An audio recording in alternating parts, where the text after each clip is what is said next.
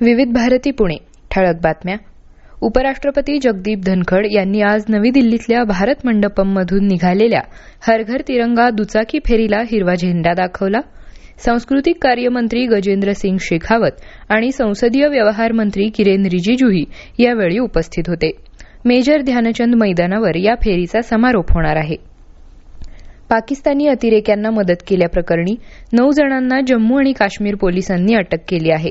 जम्मूतल्या सांबा कठुआ भागातून घुसखोरी आणि त्यानंतर उधमपूर कठुआ डोडा भागात पोहोचण्यासाठी पाकिस्तानी अतिरेक्यांना मदत केल्याचा आरोप या 9 जणांवर आहे. कोलकात्यातल्या RG कार वैद्यकीय महाविद्यालयातील महिला डॉक्टरवर कथित अत्याचार आणि हत्याप्रकरणी देशभरातल्या निवासी डॉक्टरांनी संप पुकारला आहे. डॉक्टरांच्या विशेषतः महिला डॉक्टरांच्या सुरक्षेसाठी ठोस पावले उचलावीत, या प्रकरणाचा तपास निष्पक्षपणे होऊन दोषींवर कारवाई व्हावी या मागण्या भारतीय वैद्यकीय संघटनेनं केल्या आहेत.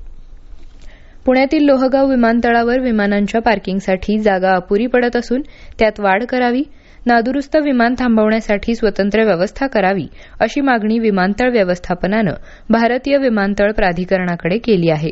अपुऱ्या जागेमुळे बऱ्याच वेळा विमानाला विमानतळावर उतरण्यास परवानगी देता येत नाही आणि अनेकदा विमान विमानतळावर उतरतं पण ती जागा गैरसोयीची असल्यानं प्रवाशांना विमानातून खाली उतरू दिलं जात नाही असं विमानतळ व्यवस्थापनानं म्हटलं आहे. पावसाळ्यापूर्वीच पुण्याच्या रस्त्यावरील सर्व खड्डे बुजवल्याचा दावा करणाऱ्या महापालिकेच्या पथविभागाविरुद्ध दिशाभूल केल्याप्रकरणी विविध स्वयंसेवी संस्थांनी खटले दाखल करण्याची मागणी केली आहे. गेल्या महिन्यातील पावसानंतर पालिकेचा दावा फोल ठरल्याचं आढळून आलं.